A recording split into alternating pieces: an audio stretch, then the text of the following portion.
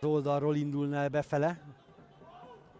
Az jó, Magyar, jó mozgott be területre. Magyar vissza sarokkal, Gazdőre.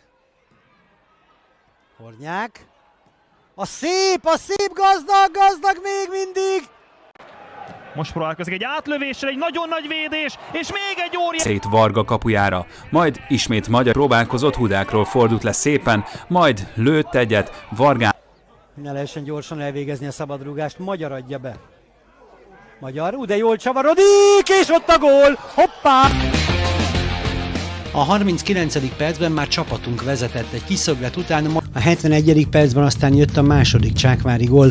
Magyar szögletek is ilyen érintés nélkül beakadt a hosszú oldalon, a kapufáról azonban. És ott egy fejes, és szépít. A 6. gólja a Csákvárban. És ez a második félidő, és szorossá teszi a hazai együttes a mérkőzést. Ott be az érkező Magyar Zsolt pedig a hálóba fejelte az Akvitál vezető gólját.